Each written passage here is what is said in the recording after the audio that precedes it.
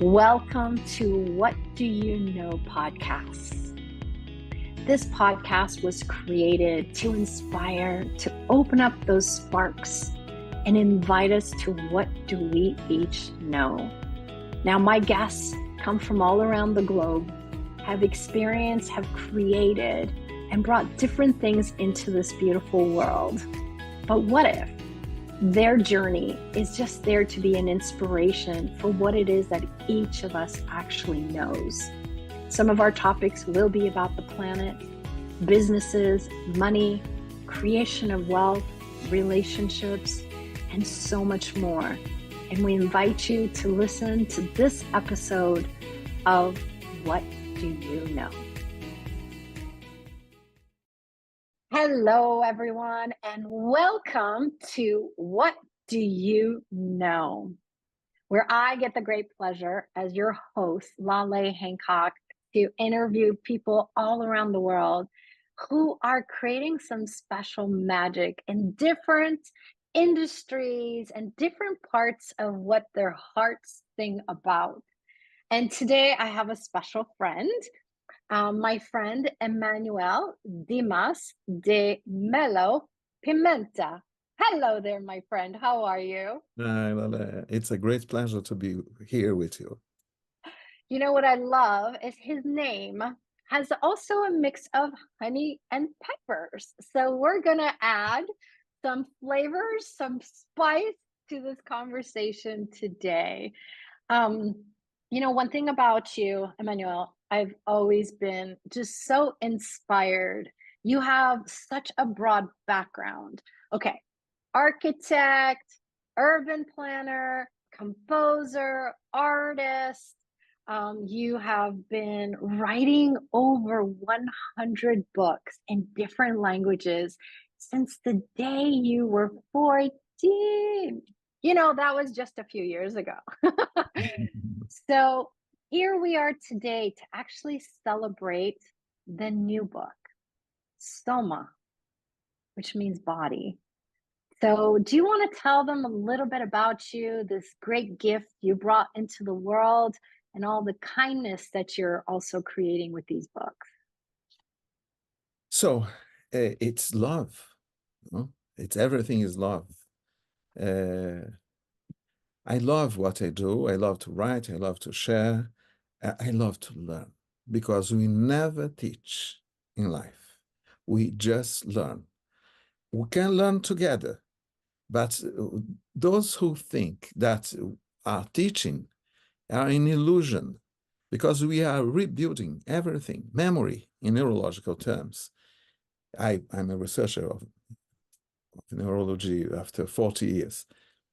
Is construction, permanent construction, biologically. And so interesting this, when we are teaching something, or when I'm talking to you, or you are talking to me, you are rebuilding everything.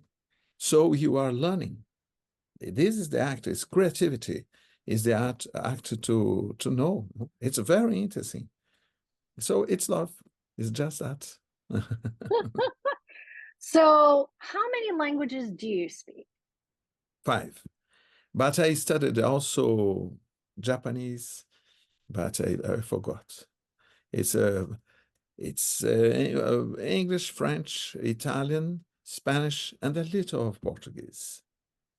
I'm And I kidding. love it. I was I'm born in laughing. Brazil. I speak well Portuguese. I know you're just a trickster. So, I had spoken to you when you'd written one of your other books in another podcast. And, I love your enthusiasm, because when you're writing, you bring so much energy of, like you said, this kindness, this caring for whatever topic you want to talk about. What inspired SOMA? Like, what was it that got you, yes, this is going to be the new book? I never thought very serious about that, but thinking now, I think that is some possibly some genetical thing that is to be curious. I'm very curious. And I think that we are living here in this planet for a short time. 100 years, 150 is nothing, If we have in mind, for example, that we are exactly as we are over more than 200,000 years now, our lives are nothing, absolutely nothing. And there is some religious thing here, that is the feeling of reconnection to the nature. And so the only way is to discover, to questioning, to learn, to study, and to share. This is a magical, I would say, magical process in life. I think that this is the what we could say, and the source of inspiration and transpiration. Because after the inspiration, there is a lot of transpiration. No? You need to work. So, but I love both of them. Yeah. But I So, never imagined that, as you put that, when you write a book, when you create an architectural design, musical composition, there is a method, a beginning and an end. We have a process. I never found a big inspiration, no? But you are right. I look at the words, no? Things of the words inspire me, say. yeah. Do you want to tell them a little bit about the book, what it's about? And, also I get different kinds of people from different ages and backgrounds are going to be listening and watching this podcast. And I wonder what that might spark in them Okay. and what they might be inspired to create, whether it's a book or something else. Yes, and I get inspired too. I'm kidding. But the book is exactly about what you know. It's exactly that. What you know, what is the truth in philosophical terms, or religion, or what is the philosophical fundament of what we call the truth, what the truth is. And many people believe that the truth, what we call the truth, is what you know.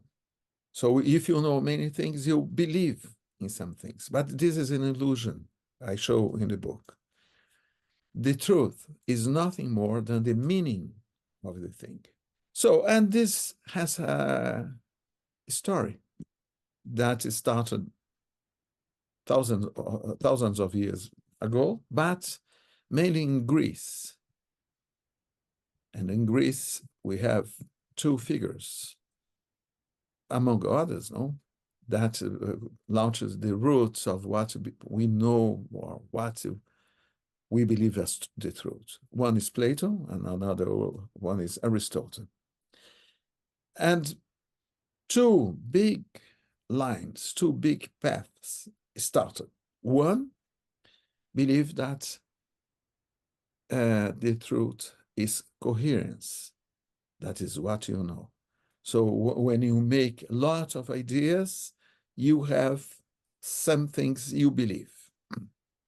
But the other one says that is not coherence, but yes, it's correspondence. Something that corresponds to other thing.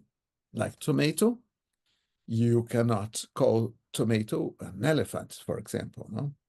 It's not possible. There is some correspondence. And this has been a discussion over thousands of years. Lawyers, for judges, for anyone who deals with reality, what we call the real. And he said, if the truth would be correspondence, so someone could, in some time, at any moment, to know God. And it's impossible to know God. So correspondence, it's impossible. And he said, okay, if it's impossible, we know what we know is our way to know. That's the coherence. You have a system of ideas that bring you to, or brings you to something you believe that is the truth. Okay. But it's not like that. Kant was wrong in this statement, no? And soon after, we had a great American philosopher who I have studied in the last 50 years, since I was young, very young, that is Charles Sanders Peirce. And he created what we call semiotics. And people in general, so many people, teachers in the universities and so on, many of them were not able to understand what Peirce said, and created a lot of classifications, a complex bureaucratic system that no one is able to follow. It's just that. And Peirce became almost unknown everywhere. But Peirce said one thing. And because of this, the title of the book is SOMA, to be and not to be. That is the question. Yeah. Aristotle created a principle that is the middle excluded principle that say, or the thing is or is not. Yeah. And we, in the last 2,000 years, we developed this idea around Aristotle, no? Or we have a paper, or we don't have, or we are alive, or we are dead, and so on. But okay, look at your body, at the mirror. Go to the mirror and look at Laleh and say, who are you? Laleh of today or Laleh of 20 years ago? You are the same. Is and is not. That's okay. More than that. You look at your skin. The skin is a membrane. If the membrane isolates, the body is dead. If the membrane only integrates, the body is dead. So to be life, we need to be and not to be. The membrane, the skin, for example, must isolate and must integrate at the same time. And we have many examples. Every time we deal with the real reality, you deal with a paradox. And here, it's very interesting because all the people say, no, but this is a contradiction. And it's not. Because in Greek, paradox is not contradiction. It's paradoxa. Doxa in Greek means idea, opinion. Para is one aside the other one, side by side. So we can have ideas or situations or conditions side by side in nature and not be contradictory. That is so, and people, we are so educated to believe that everything is or is not, that we cannot even, many times we cannot even imagine that is that. And so the book is a trip in the formation of thought and the truths and what believe to be the truths and the transformation. And the book puts one thing that I think that is very important. The truth is never relativistic. That is to say, it is relative because it's related to something, but not relativist. Every time you have relativism there in the truth, you have the power of the stronger, who will determine what is the truth or not. So I think this is a nice book. I love it. I love everything I do because I love, no? But I love things made by other people also, no? Yeah. I love the words. I love you. Emanuel, thank you. I adore you too. This is really interesting because this has been a conversation for me that has been, actually part of my life. I would say so much the last 20 years. Because most of us learn, like even if I look at my businesses, one of them is very focused towards businesses, and I work with not-for-profits or associations in Europe, or I'm working with, corporations and others. And everything started where it was copycat. Who has the best practices, and let's do it their way. And when you look at it today, this whole thing of what you're talking about, SOMA, and the truth, and what do you know, is that, yes, all of us learned from our mothers first, and then school and everything else in life. A tomato is a tomato. So this object, this item, we're going to call it a tomato. And everybody said, yes, this is a tomato. We're going to call it a tomato. But like you said, I just came from Rome. When they think of a tomato, their shape is totally different than when I'm in America and we talk about a tomato. So Absolutely. you have that variety.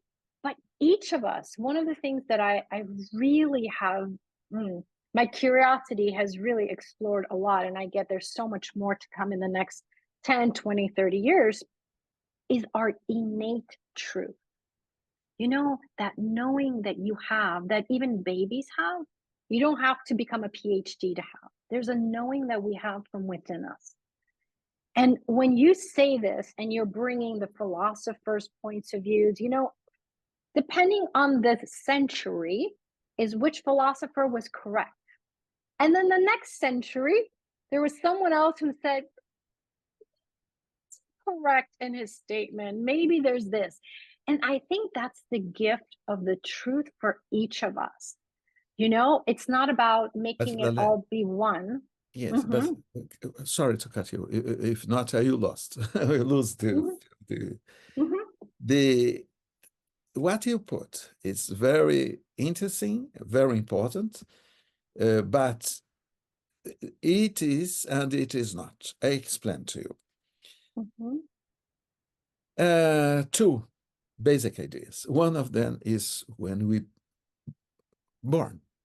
Mm-hmm. You mentioned that. Mm-hmm. So if you study neurology, you see that many groups of specialized groups of neurons born with us is our genetical base of Mm-hmm. knowledge. And then you have the all information of the world and so on, and we grew up with that. But there is another story. What Mm-hmm. language is? Mm-hmm. So is and is not. It's a little difficult to explain this in a short time here with you, no? But I invite everyone to read the book. I think that is clear there. And it's very interesting because you change the way you look at the news, at the world, at your family, your friends, and so on. It's funny. Yeah. Actually, this is and is not is something that I've been learning more than 12, 13 years now. I really started to see, there's many things, like you just said, whether it's your work or your family or anything else, we tend to learn and focus and go focal towards something. But then there are these two sides. I don't even want to call it sides. There's different perspectives. And when you are willing to be the neutral party in the middle, and when you actually get to have that spherical awareness and really see what are you really paying attention to. And I think that, I'm curious about your book. I started to read it. I didn't get to finish it because I've been traveling so much. But it does get people starting to explore. And I think more than ever, we're in 2024. People are becoming more robotic than anything else, Absolutely. that it really is that we need to bring question into everything. We need to explore things, not just the way that our parents had it. Like there's many things. My dad was he was in the textile industry. He was a businessman from Iran and came to America. And, he had a lot of different kind of philosophies based on what he learned and what he created in his life. And as his child, there was many things that I mirrored, because that's what I knew, that's what I learned. And then the last, I would say 25 years really wasn't about making what he made right, but start to explore what's true for me. And what was true for me, I could tell you today, was not true for my father then. And yes, there's been time, he passed away many years ago, but like, we've progressed, the earth has progressed, our own consciousness and awareness is expanding if we allow. And there is so much for me that I get, is this inner truth that also spreads to the truth within us, within around us, I would say. And I'm very excited about your book.